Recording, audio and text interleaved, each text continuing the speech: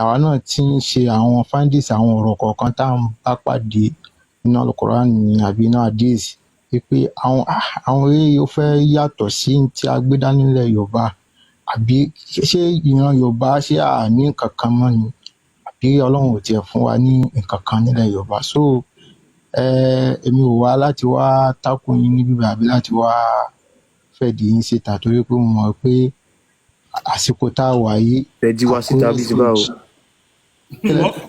ẹni ẹ wà láti wá fẹ̀dí wá síta mi àárín yìí kò yóò láṣìírí kan tẹ́ fẹ́ tú. Mi wá láti wá tákù àbí láti wá tákù gbogbo àwọn nǹkan tẹ́ ń gbé wá. So èmi kàn wá láti wá kí n pé tọ̀ iṣẹ́ lẹ́ ń ṣe. So kálukú náà ẹni tó bá ní òrí yóò mọ̀ pé ìwọ̀n bọ̀lọ̀ lọ ṣèwádìí ni. So kọ́lọ́run ọba kó ṣàánú gbogbo wa. Ọlọ́run ṣe ẹ̀rọ sí gbogbo wa. Mr. Adisa ẹni Muslim ní. Bẹ́ẹ̀ ni. Ẹ̀yin náà dẹ̀ sọ pé ẹ̀yin náà ti ń question àwọn nǹkan kan tó wà nínú kínní ẹ̀ ṣé ẹ wá tí rí ìdáhùn fáwọn nǹkan tẹ̀ ń question. Wọ́n sì ń gbá research lọ. Ṣe mọ̀ pé wọ́n ní kéèyàn wájú ohun gbogbo kó dẹ̀ di tó ń ṣe òdodo. ẹ jẹ́ kí mi àti ń ṣe báyìí ẹ jẹ́ kí mi àti ń ṣe báyìí ká má lu mi ìfẹ́ ká lo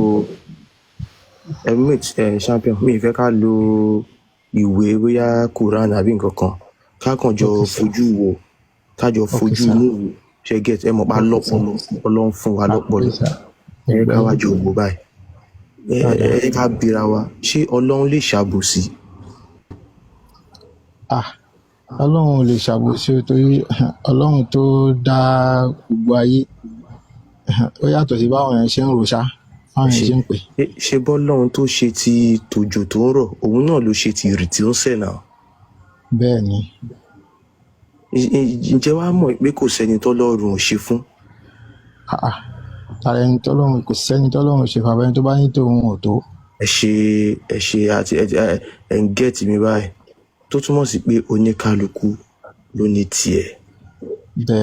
ẹ jẹ́ kí n tún wá bí yín báyìí Ọlọ́run tẹ̀yìn irú tó dá wa sáyé ǹjọ́ nẹ́sìn. Ọlọ́run tó dá wa sáyé pẹ̀lú bó ṣe dá wa tá a jẹ́ Yorùbá tó dá àwọn Chinese tó dá àwọn Indian tó dá àwọn South Korea tó dá everybody káàkiri sórí ilẹ̀ wọn oníkálukú ní tiẹ̀ ǹjẹ́ Ọlọ́run yẹn nẹ́sìn. Ọlọ́run kò to me ẹ mọ̀ pé mo sọ lẹ́ẹ̀kan pé gbogbo kìíní náà ó ń jẹ́ kí kálukú máa ronú. Mr. Adisa ẹ̀sìn yẹn Ọlọ́run mo lè sọ pé ó ní. Mr. Adisa ṣe sùúrù ẹ kí n náà pín ẹ mọ̀ pé mo bí yín lẹ́ẹ̀kan mo ní ṣọ́lọ́run ṣó lè ṣàbòsí ẹni Ọlọ́run ò lè ṣàbòsí nígbà tẹ́ ti mọ̀ pé Ọlọ́run ò lè ṣàbòsí ẹ dẹ̀ mọ̀ pé kò sẹ́ni tọ́lọ́run ò ṣe fún àfẹ́ni tó bá ní tòun ò tó mo tún wá bí yín nígbà tẹ́ ti mọ̀ pé Ọlọ́run ò lè ṣàbòsí mo tún wá bí yín ẹ má fìfẹ́ inú sọ̀rọ̀ ìbéèrè mi ni pé ṣọ́lọ́run nẹ́sìn. Ọ̀dà mo lè Ọlọ́run ní ẹ̀sìn lọ́nà tí a lè gbà fi sìn.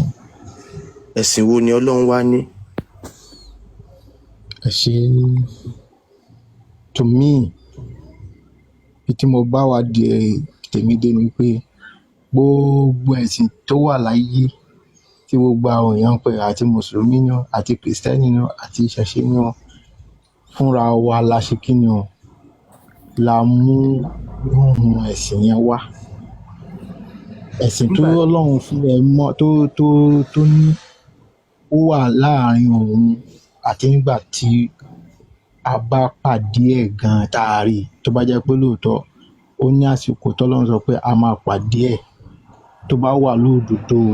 Mr. Adisa ìtumọ̀ nǹkan tẹ́ ẹ sọ yìí náà ni wípé Ọlọ́run ò nẹ́sìn náà ẹ ní àwọn ẹ̀sìn yẹn àwọn èèyàn kan ni ó create ẹ̀. ẹ má bínú ṣèbẹ́yìn gbà pé ṣèbẹ́ṣẹ́ àgbàpọ̀ Ọlọ́run wà. èdè tá a sọ pé Ọlọ́run ìṣebí èdè Yorùbá ni. ṣé bí nǹkan kan ló wà tí àwọn kan ló wà tí wọ́n fi wá mọ Ọlọ́run tó sọ fún wa pé nǹkan kan wà Ọlọ́run Olódùmarè òrìṣà òkè o nígbà àwọn kan ló sọ fún wa ṣé àwọn tó sọ fún wa yìí ṣé wọn ò fún wa ní ìlànà pé tí nǹkan bá dojúrú ẹ pé ẹ bọ́lọ́run sọ̀rọ̀ báyìí báyìí ó máa dá yín lóhùn ṣé kò wọ́n fún wa ni. ní ilẹ̀ Yorùbá gẹ́gẹ́ bí mi ṣe mọ̀ bí mi ṣe fáńdísì tèmi pẹ̀lú ọ̀rọ̀ ilẹ̀ Yorùbá. lẹ́yìn ò ń ṣe Yorùbá ni. Yorùbá lèmi ọmọ Ọ̀yọ́ gan ni mí. So ìgbàlẹ́ sọ bẹ́ẹ̀ ń ṣe findings ló yẹ kí n máa wọ. ẹ mọ̀ pé gbogbo nǹkan bọ́lọ̀ ṣe wá nìkan tiwa náà. ẹ̀yìn kọ̀ọ̀kan lè sọ fún mi pé kí n gba kí n gidi ẹ̀ máa lò lọ bẹ́ẹ̀. So ní ìpìlẹ̀ tó dójú pé bóyá àwọn òòṣà ẹni àwọn tá à ń pè ní àwọn ẹni òrìṣà dá nílẹ̀ Yorùbá kó tó di pé wọ́n ń dé ó ní nǹkan tí ìran Yorùbá fi ń pe Ọlọ́run ẹ̀ tá a fi mọ̀ pé Olódùmarè ni. ṣe mọ̀ kí ni àwọn nǹkan náà bí a kẹ́ sọ fún mi. ṣe Yorùbá ò ní ojúbọ kankan. ìpè ojúbọ báyìí Yorùbá ni pé kó jí kó gbójú sókè kó pe Olódùmarè. tó bá ti pe Olódùmarè ní tí wọ́n mọ̀ jù kò jù bẹ́ẹ̀ yẹn lọ. tí wọ́n ṣàmọ̀ wípé Ọlọ́run kan náà ló Ọlọ́run ọmọ pé ẹnìkan bẹ torí pé tàbá tú Olódùmarè náà ní sàmá ní odù. ó ti ń yé mi ó ti ń yé mi sà. ẹ̀yẹ kan rárá máa lọ díẹ̀díẹ̀ ó ti ń yé mi báyìí. àwọn ojúbọ tó wá wà nísìn ǹjẹ́ ti rí ojúbọ kankan wá sọ pé ojúbọ yìí ojúbọ Olódùmarè ni. kò sí o. kò sí àmọ́ ojúbọ Allah wà àbẹ́ mọ̀ pé káàbà ṣe mọ̀ ojúbọ Allah ni. ó máa wà ṣẹ́rí ẹ má bínú ṣẹ́rí ó máa wà èyí tó máa fi wà ní wípé níbo já sí wípé bí wọ́n ṣe wọ́n mú wá ni. wọ́n mú fíìkì wá fún mi. ẹ̀ka gbọ́dọ̀ ẹ̀já àwọn bàbá ńlá wa já sí pé wọ́n gbà á. èmi àti káàpàtà irú ẹ̀yìn sìn mi mọ ẹ̀sìn tẹ́ bìlọ́ǹgì sí tẹ́lẹ̀tẹ́lẹ̀ àbí kó tó di pé ẹ wà níbi tẹ́ wà yìí.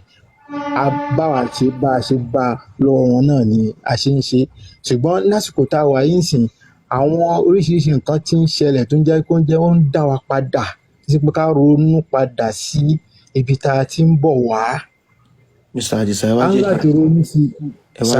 jẹ́ kí n ràn yín lọ́wọ́ so that kí a máa gbára wa ní àsìkò.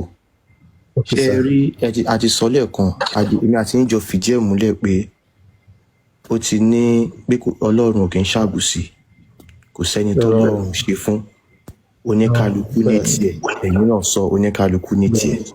now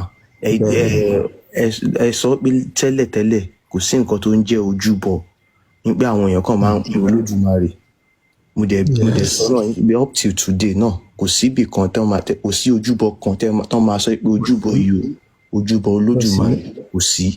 àwọn ojúbọ tẹ́ ẹ̀ rí yẹn àwọn ẹni òrìṣà dá ni àwọn tí Olódùmarè rán sí wa ni so ìlànà tán filẹ̀ pé ká máa fi pe àwọn òun nìyẹn tán bá dẹ̀ ń pè wọ́n títí dè ní wọ́n ṣe ń dáhùn.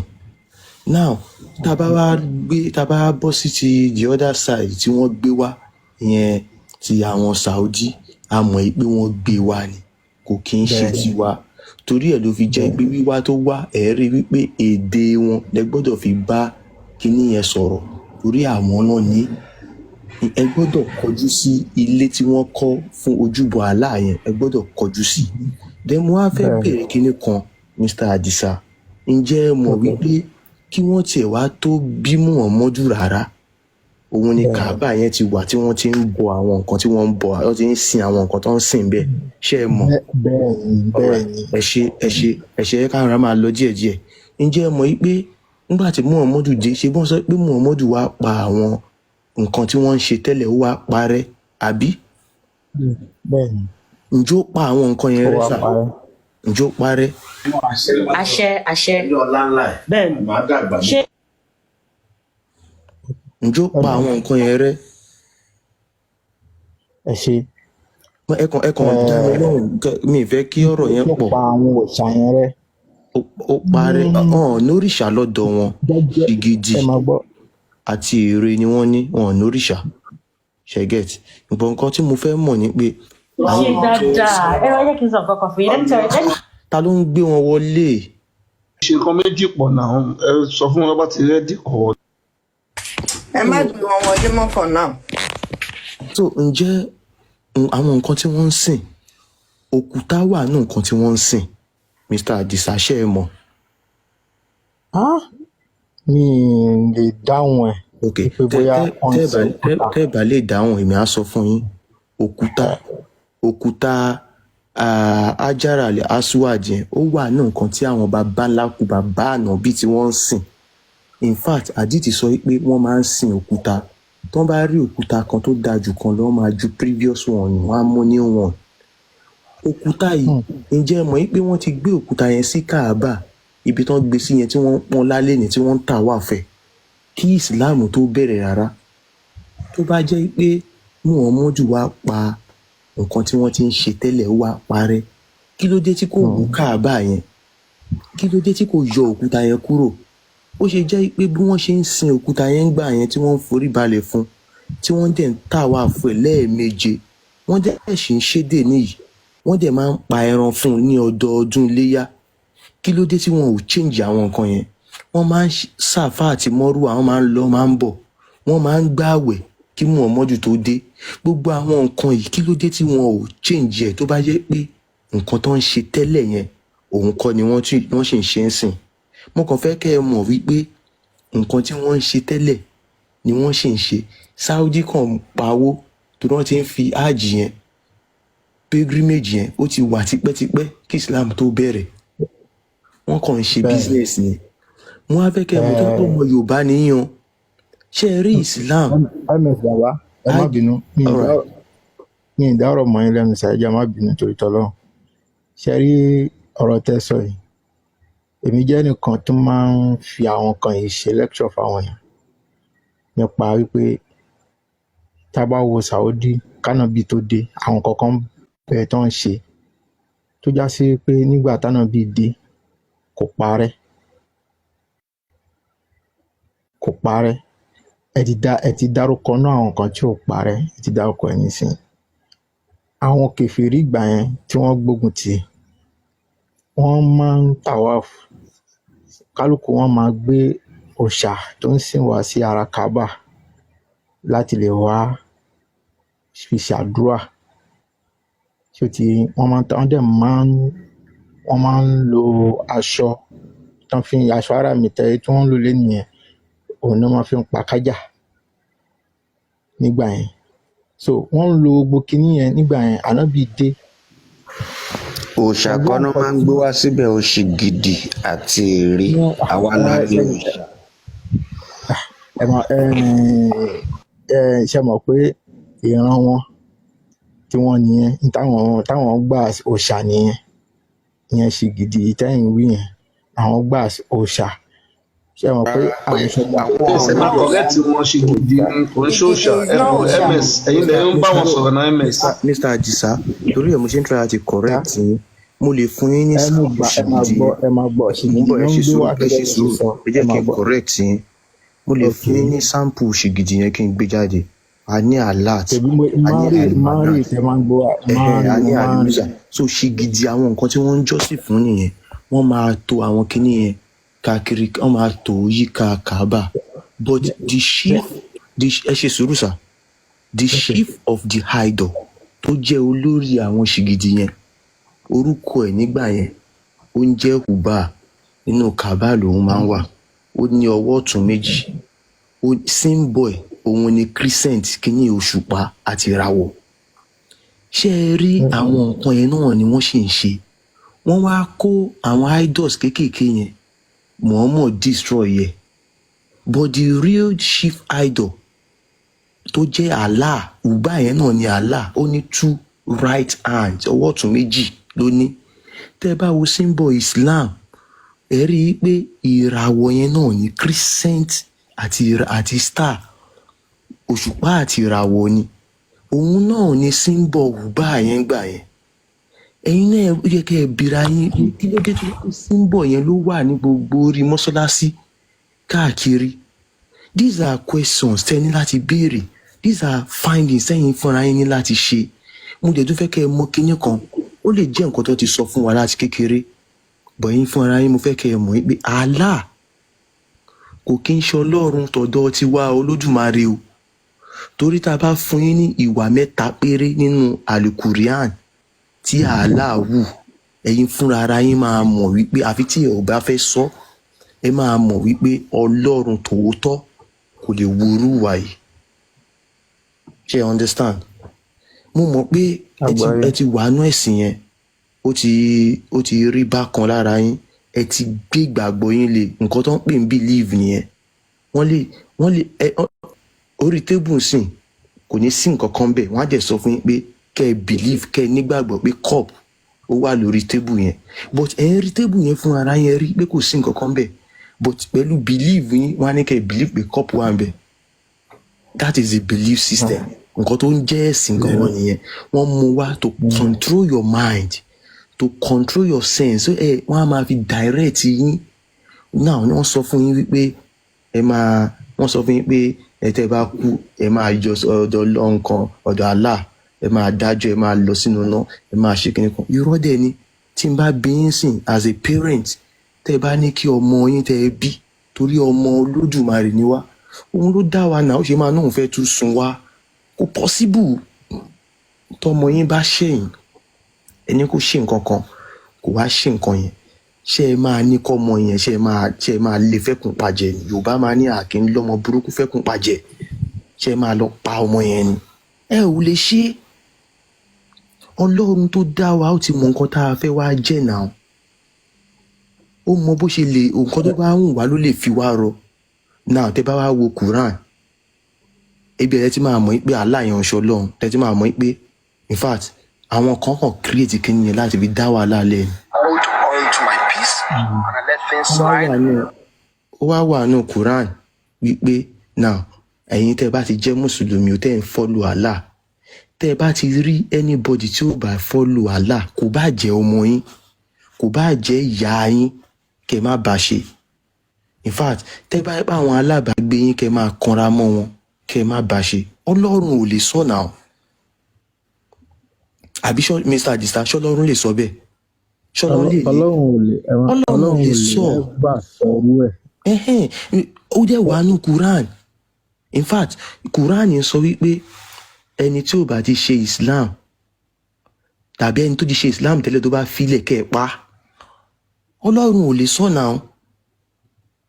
Ọlọ́run mọ bó ṣe máa tó, ṣùgbọ́n Ọlọ́run ló fún wa lẹ́mìí. Tó bá fẹ́ pa wá náà, ó ṣe máa wá dá wa tó ti mọ̀ àwọn kan máa ṣe kan, oníkálukú ní tiẹ̀. Ó wá sọ pé ẹ̀yin ti Saudi o, tí mo fún yín ní Islam yìí o, ó yá ẹ lọ máa pa àwọn tó kù tí ó ṣe Islam, tó dẹ̀ mọ̀ pé àwọn kan wà láfíríkà, they are not Muslims, because Muslims are the Arabs. Àwọn Arabu ni Muslim. Oníkálukú ní tiẹ̀. Ó wá ní kẹ́yìn Mùsùlùmí ẹ máa lọ pa wọ́n, ẹ máa pa wọ́n lé máa. Ọlọ́run ò lè sọ ọ́. Wọ́n kàn fi kíní ìwà gbalẹ̀ ni. Ṣé ẹ rí tẹ́ bá rọ́mọ Yorùbá gidi ẹ ń bá ẹ sọ̀rọ̀ yìí wọ́n máa ti mọ̀. But àwọn Arabu, àwọn Fúlàní, wọ́n ti wà nù wa tí wọ́n ń sọ èdè Yorùbá, tí wọ́n dẹ̀ mislead àwọn ọmọ Yorùbá tó ń sọ fún wọn pé ẹ̀yin náà rí wọ́n ti pọ̀ gan tó ń jẹ́ orúkọ Yorùbá tó dẹ̀ ń sọ fáwọn ọmọ Yorùbá pé Islam lọ náà ẹ máa ṣẹ́bà ṣe Islam ẹ máa wọ náà, torí pé Islam yẹn ó ń fún wọn láyè láti gbalẹ̀, wọ́n ráyè penetrate. Ẹ wo bọ́n ṣe gbà lọ́rin, without Islam wọn lè gbà lọ́rin náà. Ẹ wo bọ́n ṣe conquer ilẹ̀ Haúsá, without Islam wọn lè conquer ilẹ̀ Haúsá náà. Wọ́n ti pa gbogbo àwọn Haúsá yẹn tán. Nísìn Fúlàní ló kún bẹ́ẹ̀. The same thing náà ni wọ́n fẹ́ ṣe ní gbogbo ilẹ̀ Yorùbá. Wọ́n á máa fi Islam penetrate, wọ́n dẹ̀ máa pa àwọn èèyàn díẹ̀díẹ̀. Ẹ ò ní mọ̀ pọ́n pa ẹ̀kọ́ máa bí ikú náà kú ni. Wọ́n dẹ̀ máa fẹ́ tẹ́ bá wo Islam gba àwọn Mùsùlùmí láàyè láti lọ fẹ́ outsider. Ọkùnrin wọn lè fẹ́ obìnrin tí kò kí ń ṣe Muslim, wọ́n á convert ẹ̀, wọ́n á máa bí ọmọ Muslim.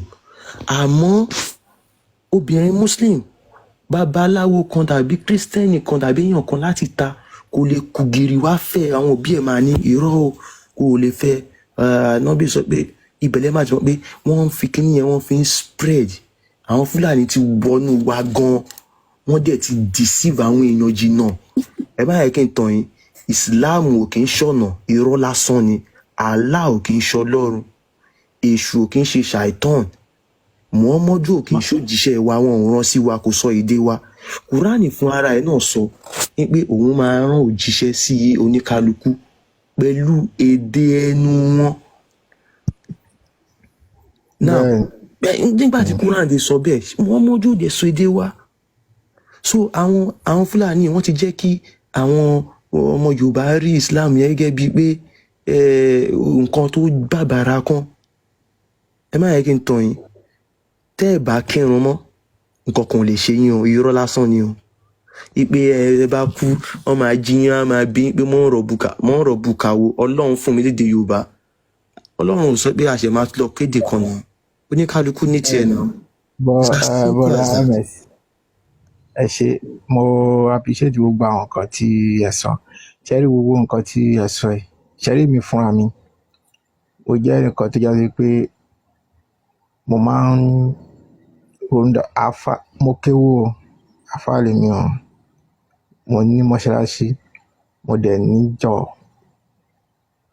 ìjọ alásàlátù tí mo ń darí ṣó ti yé yín but mo máa ń fi kíní kan train àwọn èèyàn mi láwọn tó bá fẹ́ gbà ọ́ mi ever fi àṣà Yorùbá ṣeré mi fi ṣeré torí mo fẹ́ràn Yorùbá gan ṣó ti yé yín ṣe rí bìlífù tèmi pẹ̀lú gbólóhùn Islam mo bìlífù wípé most gbogbo àwọn tí wọ́n pera wọn ní mùsùlùmí pátá bó ti ilẹ̀ Yorùbá bí ni àti ilẹ̀ Arabu ni àti anywhere lágbàáyé tó jẹ́ mùsùlùmí wọn practice nǹkan orúkọ yẹn gangan kálukú ń ṣe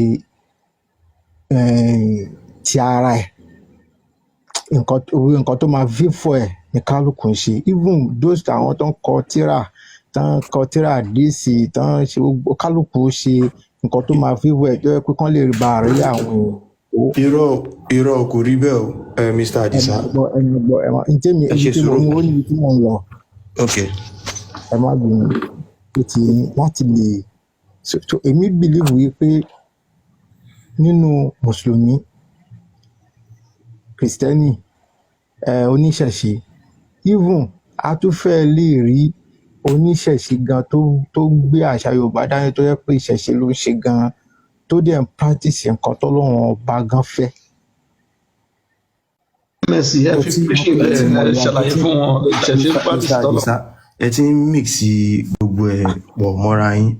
mi ò wá mọ̀ bóyá ètò pé ìṣẹ̀ṣe lẹ́yìn bí wọ́n ti yà. no ẹ ṣe sùúrù ẹ má nǹkan tí mò ń sọ gan ni ẹ ní ìṣẹ̀ṣe ní ti Yorùbá mo sọ fún yín lẹ́ẹ̀kan mo ní oníkálukú ní tiẹ̀ ìṣẹ̀ṣe tẹ́ ń sọ yìí ní ti àwa ọmọ Yorùbá ní ilẹ̀ Yorùbá ẹ ṣe sùúrù ẹ jẹ́ ń délẹ̀ ẹ ṣe sùúrù ní ilẹ̀ àwọn tẹ́ ọkọ̀ sọ pé wọn practice Islam yẹn Islam non practice torí the meaning of Islam is submission to the will of Allah ìjuwọ́júsẹ̀ sí ojú ọ̀nà Allah mo sọ fún yín lẹ́ẹ̀kan pé Allah ò kì í ṣọlọ́run àwọn nǹkan tí Allah dẹ̀ pa wọ́n láṣẹ kan máa ṣe òun ni wọ́n ń ṣe ẹ̀yin lẹ́yìn rí bíi pé wọ́n ṣe ti ìgbé náà tó ṣe rí tọ́lọ́hun ó yàtọ̀ sí ti Allah tààlà ni wọ́n ń ṣe tẹ́ ẹ̀ ń rí yẹn lójú ọmọlúàbí ó máa mọ̀ pé tààlà yẹn kò bá tọ́lọ́hun mu torí Ọlọ́run ò lè ní kó máa jà dandan dẹ̀ ní jà Allah sọ nù Quran ní pé dandan ní ìjà mójú ṣe ìjà lọ́ranyàn fún ẹ̀yin mùsùlùmí ó wà nù Quran tẹ́ bá fẹ́ ká gbé jáde á máa gbé jáde bọ̀ ẹ sọ pé kíw so àwọn ní láti máa stress ara wa ó wà nù Quran ẹ gbọ́dọ̀ tó bá pé òbí ẹni ò ṣe ti Allah ó gbọ́dọ̀ máa bàjá Ọlọ́run ò sọ bẹ́ẹ̀ so tọlọ́run yàtọ̀ sí ti Allah so ìṣẹ̀ṣe tẹ́ mẹ́nu bà mí. ms baba Bàbá mi ẹjọ́ ẹ má bínú mi ò mí láti interject. ẹ ṣe sùúrù Wọ́n ẹjọ́. lálejò wọ́n ti ń lọ ni. Wọ́n fẹ́ béèrè ẹjọ́. Give me that honor, please. Thank you. ẹ jọ̀ọ́ ẹ má bínú o níbo ni ìjà wà ní Quran tó ti jọrọ yàn pé ìjà ní Quran verse ló wà Quran wo ló wà ẹ jọ̀ọ́ verse ló wà mo fẹ́ wò ẹ jọ̀ọ́. Suratu Bakora Quran 2 verse 216 ẹ ṣí báyẹn. kí lẹ sọ. dandan Quran 2. Suratu Bakora Quran 2 verse 216. okay hold on o a máa kàn sí hold on. ó yẹ bá mi Muslim bẹ́ẹ̀ ni ìsọ̀rọ̀ ẹjọ́ tó bá ti ṣí ẹ. So Mr. Adisa bí mo ń sọ lọ èèyàn ò lè jẹ́ Yorùbá kó máa ṣe nǹkan tí Olódùmarè ní ká ṣe kó tún wá ṣe ti Islam kò possible because nǹkan tí Islam sọ ó fẹ́ destroy everything about Yorùbá. So nǹkan tó bá ti mú ẹ tẹ́ jẹ́ Muslim you are ready to destroy your heritage. Bàbá. Yeah. Ọlọ́run ti ṣe tú. ẹ jọ̀ọ́ 216 àbí. 216 yeah. 216. ó ní. Kílẹ̀ tán ṣe pé. no yẹ ẹ kà fún ọkọ gbọ́ ẹ kà fún ọkọ tó wà bẹ́ẹ̀ nìyẹn. Ẹ kà now. You can read it. Okay, welfare has been prescribed for you. Kí ni ẹ kà sókè dáadáa ká gbọ́. MS ẹgbẹ́ síta báwọn ṣe bọ́ yìí ṣí ń bẹ̀ yẹn ẹgbẹ́ síta. Ẹ bá gbé síta MS. Okay. Ní ẹ̀wọ̀n náà ni ẹ. Suratul Bakara 216. 216 ẹ̀yin ní kẹ́ máa kà ẹ̀ka fún wa ń gbọ́ yín. Al-Islam or warfare has been prescribed for you, though it is repulsive to you. Yet it may be that you dislike ó jẹ́ nǹkan tí o fẹ́ràn kó máa jà kiri. which is good for you. Allah níjà dá fún ẹ kó máa ṣe jà kiri jà.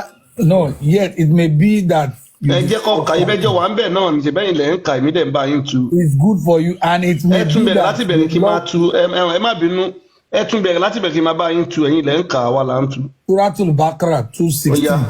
Al-Islam, warfare has been prescribed for you. Allah ti ṣe ìjà ó ti yan ìjà fún yín. Nothing has been made. Though it is repulsive to you. ó ní dandan ni kíjà fún yín kẹ́ máa jà ó jẹ́ nǹkan tẹ́ ẹ fẹ́ràn. Yet it may be that you dislike something. ó jẹ́ ìjà ó jẹ́ nǹkan tí ẹ fẹ́ràn o. Which is good for you. ó dẹ̀ jẹ́ nǹkan tó dáa fún yín kẹ́ máa jà kiri jàgídíjàgan. And it may be that you love something. ó jẹ́ nǹkan tí o fẹ́ràn. Tí ẹ fẹ́ràn, which is bad for you. nǹkan tẹ́ fẹ́ràn nǹkan tó tí ò dáa fún yín lẹ́yìn fẹ́ràn. And Allah knows that you do not know. nǹkan tá láàdẹ́ mọ̀ tẹ́yìn ò mọ̀ so ṣé wọ́n ti dá yín lóhùn.